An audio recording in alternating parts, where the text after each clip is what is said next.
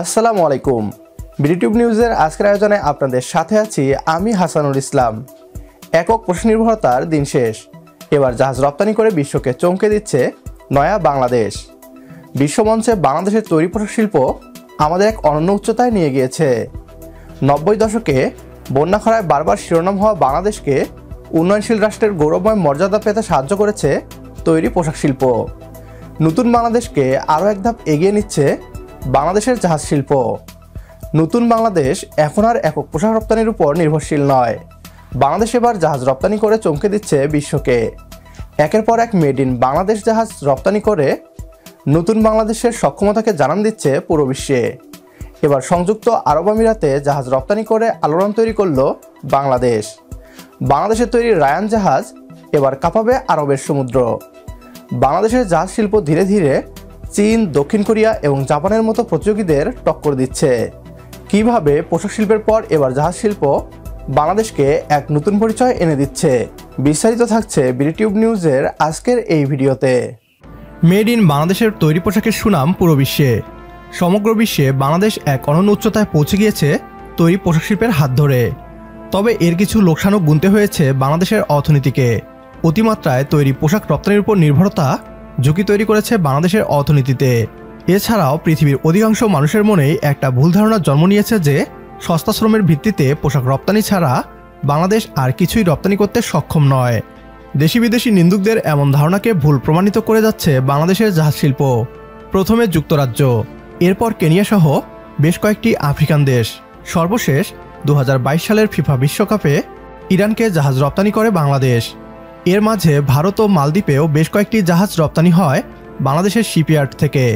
এবার আরও একটি বৃহৎ জাহাজ রপ্তানি করে নতুন রেকর্ড গড়ল নতুন বাংলাদেশ। জাহাজ নির্মাণকারী প্রতিষ্ঠান ওয়েস্টার্ন মেরিন শিপইয়ার্ডের তৈরি ল্যান্ডিং ক্রাফট রায়ান চলবে আমিরাতে। আরব আমিরাতের মারওয়ান শিপিংয়ের জন্য 69 মিটার দীর্ঘ বিশেষায়িত জাহাজটি তৈরি করা হয়েছে। বর্তমানে সুসজ্জিত নতুন জাহাজটি পতেঙ্গা বোট ক্লাবের পাশে রাখা হয়েছে। 2020 সালের পর এটি ওয়েস্টার্ন মেরিনের প্রথম জাহাজ রপ্তানি। এই বছরের জানুয়ারিতেই রায়ান যাবে আমিরাতে।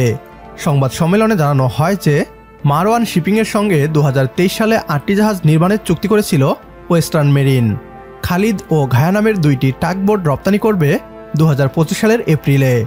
বাকি 5টি জাহাজ 2025 সালের মধ্যে রপ্তানি করা হবে। এর আগে 2017 সালে একই ক্রেতার কাছে রপ্তানি করেছিল, যার সেবায় খুশি হয়ে তারা আবার জাহাজ নির্মাণে ওয়েস্টার্ন মেরিনে এসেছে। ওয়েস্টার্ন মেরিনের ব্যবস্থাপনা পরিচালক ক্যাপ্টেন সোহেল হাসান বলেন, রেমিটেন্স আমরা পাচ্ছি, পাশাপাশি দেশি গ্যাস, ইস্পাত, রং, ফার্নিচার, কেমিক্যাল এবং ইলেকট্রনিক কেবল সহ অনেক ব্যাকওয়ার্ড লিঙ্কেজ গড়ে উঠছে। শিপ বিল্ডিং ঘুরে দাঁড়িয়েছে। আমাদের ইয়ার্ডে 9টি জাহাজ রপ্তানির কাজ চলছে। প্রিয় দর্শক, কন্টেইনার জাহাজ থেকে শুরু করে ছোট বড় মালবাহী মেড ইন বাংলাদেশি জাহাজের সুনাম এখন আফ্রিকা থেকে মধ্যপ্রাচ্য এবং ইউরোপেও ছড়িয়ে পড়েছে। পৃথিবীর বিভিন্ন দেশ থেকে বাংলাদেশের চট্টগ্রাম এবং খুলনা শিপইয়ার্ডে জাহাজের অর্ডার আসছে। ধীরে ধীরে বাংলাদেশ এক নতুন পরিচয় পাচ্ছে।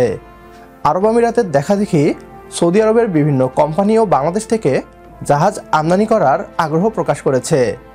এভাবেই বড় হচ্ছে বাংলাদেশের জাহাজ শিল্প। ভারত কিংবা পাকিস্তান তো চুনোপুটি। জাহাজ শিল্পে বাংলাদেশ এখন প্রতিযোগিতা করছে চীন এবং দক্ষিণ কোরিয়ার মতো দেশগুলোর সাথে। আজকের ভিডিও এ পর্যন্তই। অনুরোধ করছি ভিডিওটি অনেক বেশি করে শেয়ার করার জন্য, কেননা আপনার একটি শেয়ারে হয়তো অনেকেই জানবে বাংলাদেশের ইতিবাচক খবরগুলো। তো দেখা হচ্ছে পরের ভিডিওতে। সে পর্যন্ত সবাই ভালো থাকবেন, সুস্থ থাকবেন আর বিডিটিউব নিউজের সাথেই থাকবেন। আল্লাহ হাফেজ।